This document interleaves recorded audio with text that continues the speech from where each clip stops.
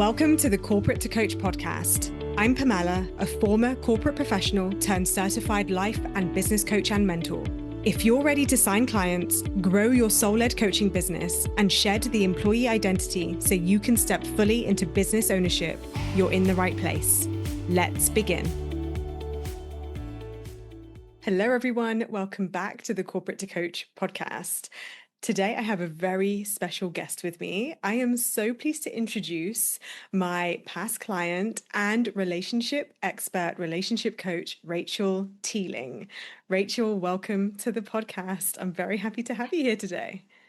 Hello. And so glad that you have got me on the podcast. Thank you so much for having me. You're welcome. So if you can't tell from the accent, listeners, Rachel's in the UK at the moment. I am in the UK. I'm in the middle of the UK. So if you are from the UK, you will pick up my accent. Love it. And obviously jumper versus open shoulder, you can usually get. It's actually quite warm in the UK right now. It's like 8 degrees. Oh, single figures. We haven't dropped below 30 in months, so we've got rain. This is warm and rainy at the moment. I don't miss it one bit, but this is why I'm here and not there. But anyway, indeed. Very jealous indeed. So Rachel was a client inside Thrive, a one-to-one client, and she's also a relationship expert. And so I've invited Rachel to the podcast today because I want to talk about building a coaching business. And I'm going to have Rachel share some behind the scenes of the things that, I don't know, maybe that she wished she knew before or that have really helped her create the progress that she's created over the last 6 months together. But I, perhaps selfishly so, also want to pick your brain and explore the discussion of what it is to be in relationship when you're building a coaching business. It isn't the only facet of what Rachel does. I help women basically heal from their past relationships, their past maybe toxic ex, maybe if it's not even toxic, just a really bad breakup, or the same experience that I had, and attract healthy, living love, not just the next guy to,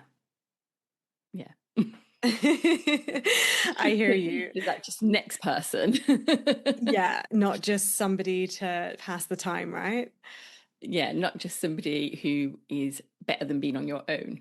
The actual love that you desire and want to have in your life, not the next piece of shitbag. And one of the things I've really loved about working with Rachel so closely has been hearing your perspectives and seeing how you have really come into your own, like claiming your space with what you believe in, what you care about. And it's been interesting. Like some of the values that you have are different to mine, even though I'm the most hopeless romantic. And I think secretly you are too. I really am. I just don't agree with getting married, I'm afraid. Right. And I'm newly married. So literally over the time. I know that literally. I was like, oh, congratulations. Well done you. However, I think it's from my own past experience of my wedding was cancelled literally 4 weeks before the big day, and he disappeared off the face of the earth. And I have been married in the past before. So I got married when I was 17 as well, due to like my religious beliefs at that time. So marriage has never really worked out for me. So from my perspective, it is kind of a financial agreement more than it is a romantic. I make a joke with Ed, my partner, that like I will marry him on his deathbed when I need some financial security. But until then, we'll just have some kind of blessing at some point, and write our wills together, because that's kind of what we need as a financial agreement. But the whole marriage thing, yeah, it's not for me, but totally support. One of my clients recently got married. It just goes to show you can have certain set of values, and it's actually you being so solid in your values that it invites the ideal clients to work with you, even if their values are different, which I think is so powerful. It is. And I mean, she had come from a divorce herself and was like, yeah, no. And she reminded me recently when I spoke to her recently that I'd actually said, oh no, I'm never living with another man. And like when we worked together, I was freshly in a relationship with Ed, and I was like, oh no, I couldn't bear living with another man ever again. And we're just about to buy a house. So that's clearly Yay. changed. So we will be living with another man and his children and mine. So Oh, wow, a blended family. a very blended family. It would be so much fun. So tell me when you're we're going to launch into the relationship stuff since that's where we Mhm. are. I mean, breakups are hard, right? They're so emotionally charged and they can really shape worldviews or create a defense mechanism of shaping worldviews like I'm never dating again or I'm never marrying again or like you said just now like never living with a guy again. Never And living. then actually you help them reconnect to the possibilities. The biggest thing they come to me with when they've been through like a relationship breakdown, because we go through a relationship breakdown and we automatically think, let's just get in a new relationship. It's fine. I'll meet somebody and everything will be fine. And it isn't, because you've gone through that relationship breakdown. You haven't healed from what happened in that. You'll find that probably back in your past, you've had the same thing happen to you and you've not realized. But then they jump into either online dating or just meet the next guy, and it's all right, it's okay, it's not the fulfilling relationship they really wanted, or they really hate online dating and they're just meeting nobodies over and over and over and over again, or they're just getting ghosted, or they're just having really bad experiences with online dating. So by the time they come to me, most of my women are like, I'm never online dating ever again. It's a load of crap. Like, there's no decent men out there. All of them are terrible. But actually, they're just doing it all in the wrong way. They're not kind of looking after themselves first, healing their own heart first. They're giving out the wrong vibes. They're sending out, and I say this with love because I have been there.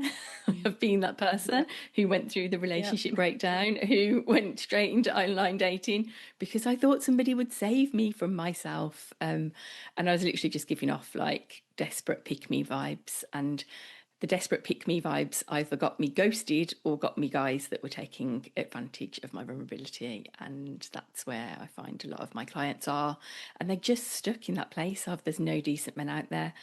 And they're, we're successful, intelligent women. Like, how is this one thing falling down for us when it comes to meeting relationships, meeting men and having a decent, living, healthy relationship? And it is just that piece of you've not worked out what love means to you, you've not worked out what experience you've had in the past that's made you believe that this is what love is, and whatever that looks like to it differs with different clients, but whatever that looks like to them. And a lot of the time it is, oh, this guy will cheat on me again, I need to check his phone, like I've been cheated on in the past, this is just how love is. Or that stems back to their mom was a single mom because their dad cheated on them, type thing. So then they become very successful independent women that have had to make it like their mum did, um, look after themselves, make their own money, and yeah, that leads to not having healthy, loving relationships because they can't work out how to do both. Type Right. thing.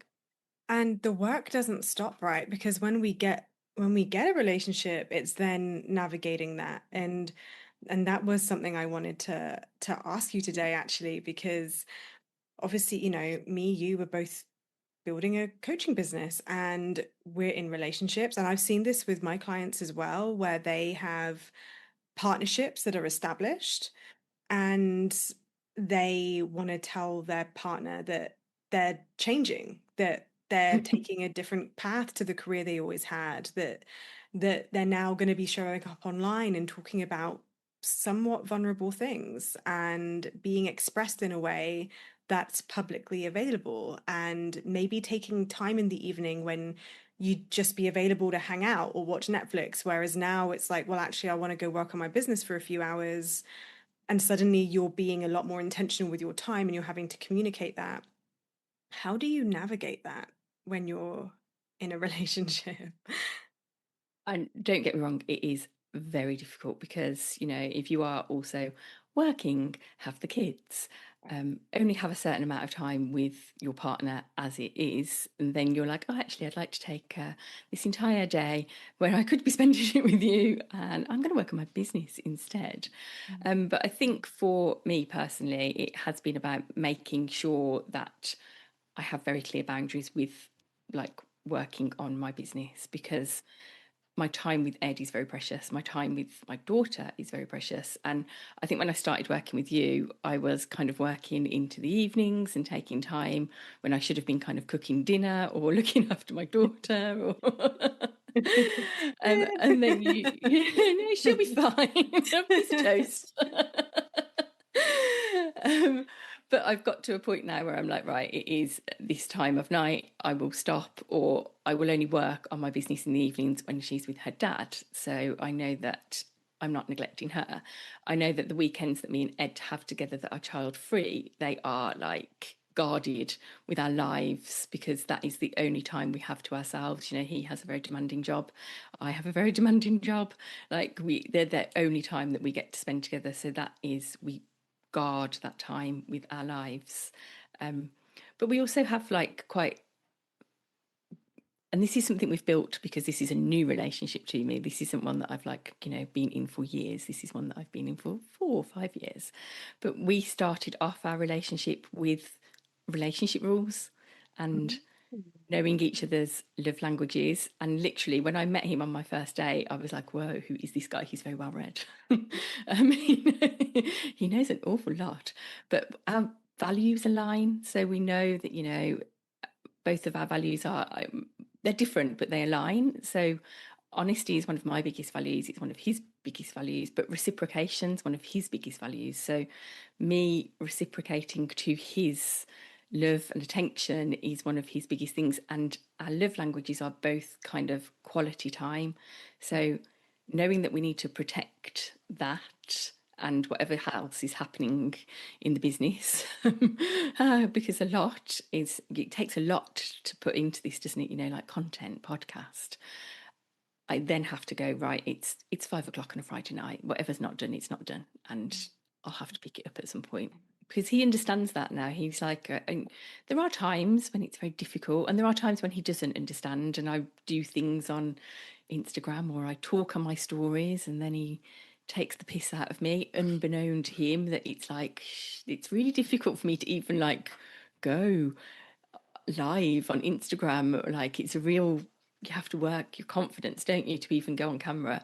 And then he'll take the piss, and that's a little bit of a knock. And it's not, he doesn't mean it, but I have to have that conversation with him to say, please don't say that, because that's a real trigger for me.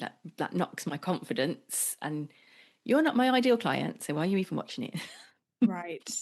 And it is giving yourself that permission slip to do so. I've done the same on my journey. I've definitely had to Yeah. put boundaries in place and communicate what is okay to give me feedback on and Yeah.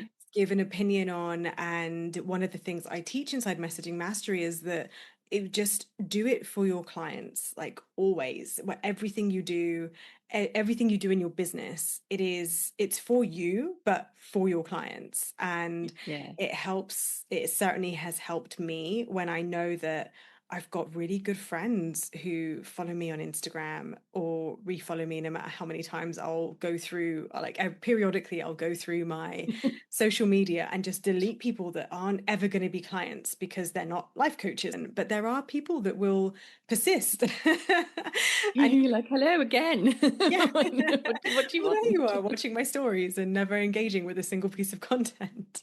So it is like one of the challenges and one of the realities of having an online presence and having online influence.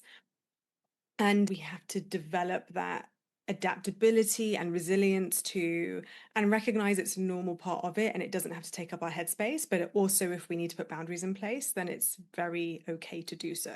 But also, our partners can sometimes come up with really good ideas for us, like, oh, Yeah. you should really be on TikTok. And I'm like, no. And I think I tried TikTok once, and I was like, oh, yeah, I'll try and put some content on TikTok. But actually, that just took my attention away from what I was doing, because I was trying to work out how to do TikTok Right. because he watches TikTok. TikTok's his thing, and I'm on Instagram because I understand Instagram. That's where I find my ideal clients. That's where I am. So Yeah. yeah, he sometimes gives me great ideas, and he's trying to be supportive, bless him.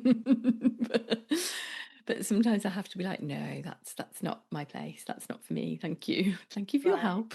Yeah, yeah. I promise I have done the same so many times with one of the good ones. And to be fair, I have actually listened, but it's taken me about a year to do so, was being introduced to Alex Hormozy Oh and yeah. being guided by my partner to follow Alex Hormozy and do everything he says.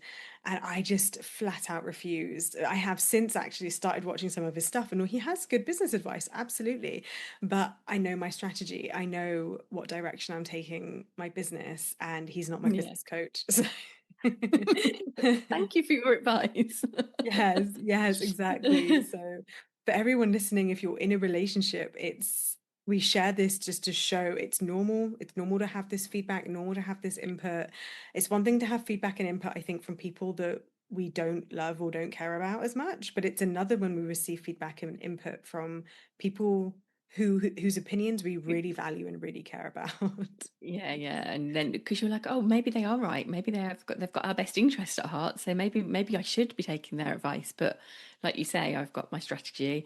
I know who I'm talking to. He's not my ideal client. Right, He's right. not like a middle-aged woman. He's a middle-aged man, which is never going to be very helpful for who I'm trying to talk to.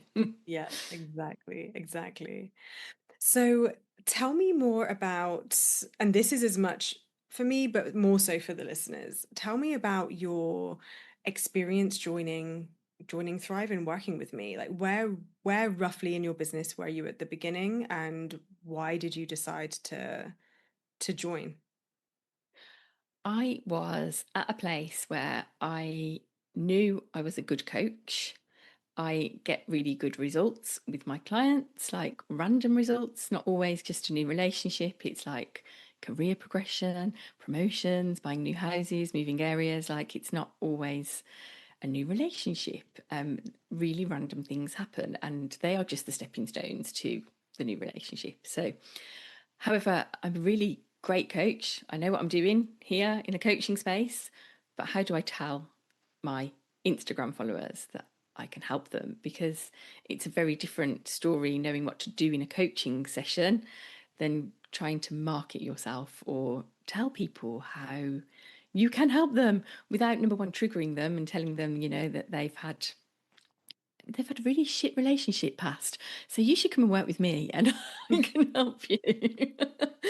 That's not very pleasant for them. So working with you was like, actually, you can teach me how to speak to my ideal clients in a real way of attracting my ideal client and working out exactly who she was as well. I was in a bit of a place where I was trying to talk to everyone, say like people who had a toxic relationship, and people who were dating and people who weren't quite ready to work with me as a coach. So I'd get lots and lots of consults and people would come on consults with me, but they'd still be in that quite visceral breakup phase, and they're not ready for the next step because they're not quite ready to realize that it's time to move on. Mm, They're still stuck with the so trying to work out who that person was, number one, and trying to work out how to talk to her and where she was on her journey when she'd be ready to work with me, was what I've came to you to work with. And I worked through, I can't say it, symptom specificity. that's it. Symptom specificity and messaging mastery. I Yeah. can messaging mastery, and that literally changed the game for me. I was like, oh, now I understand like what symptoms I can talk to without triggering my ideal client, without making it, oh my God, you're in such a terrible place, you really need to come and work with me. More of a, this is what you're experiencing and this is how I can help. So learning all of that, and it's a work in progress. It's not perfect. But that was just, yeah, a game changer for me to work out exactly how to talk and how to speak their language and not coach language, because obviously I know all about coaching. I know how we're going to like do some subconscious rewiring and all of that, but clients don't want to hear that on Instagram Yeah, and they don't know yeah, what that is. yeah.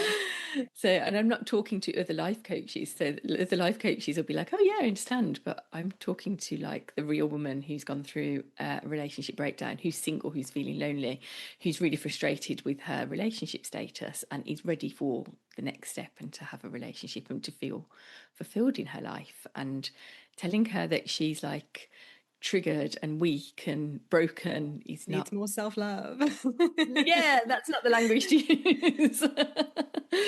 So that was, yeah, that was a real game changer for me to learn all of those things and how to actually speak to my clients. Thank you. Thank you for describing that so articulately. And the thing I really want to pick up on is this is like nuanced specificity here, because you know that you're a relationship coach. You came to me knowing that, and that's what you've been doing for the last few years. And that was unequivocal, but it's the nuance differentiating between the person who is in the thick of their suffering and their pain, and like you say, I'm in the midst of a breakup and it just really hurts. It's, if you speak to that person, you become an outlet for them and a shoulder to cry on, but like you say, if they're not ready for the transformation, that is not the person that you want to be calling in. And so No. getting your content to know how to cut that line with compassion, and like you say, without triggering them, without being nasty about it or demeaning about it, but just standing in your power so that the right people can recognize that they're ready and then come to you, is, this is nuanced stuff. It's not like you haven't done, you've worked with clients, you've, like you say, you're a brilliant coach, you've had brilliant transformation. This is like level 2.0 stuff. This isn't just the, oh my God, I'm scared to even show up, even though showing up is sometimes an edge, because it still is, I mean, even for me, it still is scary being our most expressed self. You're always going to meet that edge, no matter how much you've been in the game, because you always have another layer to expand into. But that nuance, I just wanted to reiterate because you highlighted it really, really well. I also think though, like, because I knew I was a great coach and because I was putting stuff out there and it wasn't landing and it wasn't hitting and clients weren't flowing in, it kind of knocks your confidence as a coach. So then you're like, am I a good coach? Am Wow. I like, do I get good results for my clients? So because like, my marketing platform of Instagram isn't getting likes or um, none of that matters, but it knocks your confidence as to thinking, oh my God, what's wrong with me? What, I'm not a good coach. It's not working for my clients. But actually working with you on my self-belief piece, as well as working on, I'm talking to this right woman at the right stage, and now they are like, signing up for my freebie. They are working with me. They are just jumping on calls with me and going, okay, yeah, let's just sign up now. And I'm like, pardon? I love it. I love it. And So the really fun part that I loved about what you were bringing to the table was that the challenges were changing as well over the course of our coaching together. At first, it was like, how do I speak to them? Then it was like, these people are everywhere because I know exactly what their problem is and I can see them. I'm seeing them at the gym. I'm seeing them out and about when I'm walking my dog. I know my clients are all around me. I just need to yeah. express it and communicate it. And that's a great For you problem to to have. have. Now, I find when I say to people, "Oh, I'm a life coach," and I'm like, I go to run club once a week, and I always run with someone different because it's like dark when we run, and you have no idea who anybody is. But when I run with people, no, you don't, and it's so funny. You're like, oh, yeah, who are you? But then last week I was running with a lady, and she was like, oh yeah, like, oh, I experienced something really similar to you. So yeah, and I'm now in a healthy, happy relationship, and we have like children together, blah blah blah. But it made sense to her that I was a relationship coach, and that like the more you say it, the more you get to grips with, I'm a relationship coach. The more people are just like, oh yeah, that sounds amazing and it's really interesting. Tell me about it. And before working with you, I was really like hesitant to tell people I was a relationship coach because I was like, I am a relationship coach. I love it. I love that you're claiming it. It's so good. Everyone needs to claim what they do. Yes. Anything else about your coaching that you wanted to take this platform to talk about? Not so much about working with me, but just relationships, breakups, anything you wish more women could know, especially women who are after it, building a business, dating, in a relationship. Is there a piece of wisdom that you want to leave them with today? I think it is learning to love yourself like wholly and completely, and knowing who you are before you even consider dating a guy. Because you will be portraying a version of yourself to your new relationship that isn't real. And, I can go back to my ex and my old relationship, and I can see how we were completely unaligned. I wasn't my real true self. My hair was like bleach blonde. I mean, look, I'm bleach blonde now, but I was like platinum blonde. I had false eyelashes. I was faked tanned to the nines. We used to go on like 5-star bougie holidays, but I didn't enjoy like any of it. I didn't like the 5-star hotels with the amazing pools and the cocktail by the pool. And but who am I to question, like, a 5-star hotel and a cocktail by the pool? I Yes. love the beach. I love the outdoors. I love getting muddy. I love walking the dog. And now I get to do that in my new relationship. Like as a kid, camping with my brothers was one of the like highlights of my summer. And now I get to do that with Ed because, camping is what we do, and getting outdoors and going paddleboarding and surfing and doing all the stuff and being in the sea is like who I am. But with my ex, none of that was. I wasn't allowed to go to the beach. That's how crazy he was. He wouldn't even go to the beach. So learning about who I was, and I literally took a year out. Like when I started my life coaching training, I literally stopped. I stopped dating. I was like, no, and I went on like little mini breaks on my own. I Yeah. looked after myself. I went like on paddleboarding lessons on my own. I went and climbed Snowdon with one of my friends, and I just learned about who I was before meeting Ed. And I put a deadline on like having a relationship. I was like, right, by this time when I submit my coursework for my coaching certification, I'll meet somebody. And when my certification came through and I met him the next day. No, are you serious? I didn't know this about you. Oh my God, I love it. Yeah, my Wow. certification was like November, yeah, 2021, and I met him the next day.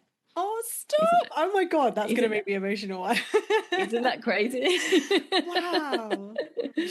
Yeah, so I took that whole year to like do the certification, get to know myself first, and then yeah, Ed just was like, there he is. It was meant to be. Oh, so Do you want to he's know another known. crazy fact? Yeah, go on. Okay, so this is just like random, but we were both on holiday in Devon with our children, like in the same place on the same week of the summer, like totally unbeknownst to us. And it's like our favourite place in the world. It's where we both want to go and retire. And before we knew each other, we knew that's like this place in Devon is the place where we want to go and live, retire. And we were there on holiday at the same time. I was a single mom, he was a single dad with his kids, and it was like the same week. Whoa. It's Where in Devon? spooky, yeah. I'm from Devon. In Croyd, Oh, North really? Devon. Oh my God. I'm from South Devon, so Oh, sorry. yeah. Oh, Yeah. wow. So it's just getting to know yourself first and doing those things. Like, it was really terrifying for me to go on holiday with my daughter on my own, because taking a 6-year-old on holiday on your own is not just daunting, it's quite boring. What a juxtaposition, right? Yeah.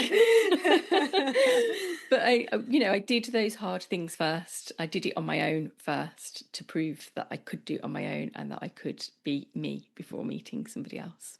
Yes. Oh, Rachel, I love this so much. And so Ed has known you as who you are as a coach, like you certified and then he came into your Yeah, life. he did. And that's why I was so terrified when he came into my life. And he's really well read. I was like, whoa, you know all the things I know. You've read the same books I've read. Okay. Love it. We love a conscious man. Oh, so, so magical. It was meant to be. And I just think that does happen. Like it happens to my clients. Like these people come along and it's meant to be. But half the time, my clients will meet these men and they won't believe, because they're like, huh? Right. He's right for me. That can't be possible. But you know, I'm a huge believer in, I think when it's meant to be is really easy to say when it goes well, but I also do believe that opportunities will pass us by if we're not present enough, Yeah, awake enough, brave enough to go after it. And that requires the inner work. I don't think it's a it does. given that what's meant for us will happen. I think what's meant for us will show itself to us, but we have to be ready to receive it and become it and embrace it. Absolutely. Yeah, I literally had a client this week say to me, but like it's going really, really well. And I'm like, okay, this guy is giving you all the signs that he's right for you. What are you gonna do to reciprocate? Right. And he was like, Yeah. oh, I get it now. And I'm like, yeah. Yes, exactly, exactly. And you know, it's funny because I think in relationship, I often use examples of relationships with selling as well, and even messaging, like being receptive to it working out and trusting that what you are is enough, who you are is enough, bringing that to the table and then owning it and letting yourself Yeah. be where you are. It's And similar to this dating. this is just a stepping stone. Like that's, they're not, this isn't the be all and end all. This isn't the destination. This part where you are now is just the stepping stone to the next part. Yes, exactly. Oh, so good. You're giving me all the feels. I love it. Alrighty. So, where can people work with you and find you? You can find me on Instagram, and because I have such an unusual name, I am just Rachel Teeling Coaching. Yay! So I'm just at Rachel Teeling Coaching. My website is www.rachelteeling.com. Love it. But mainly, I am over on Instagram, and I also have a podcast called Healing with Teeling. So you can listen to my podcast where I talk about my relationship breakdown, meeting Ed. I've even had Ed on as a guest because he thinks he knows everything about male dating, which was fun. Mm.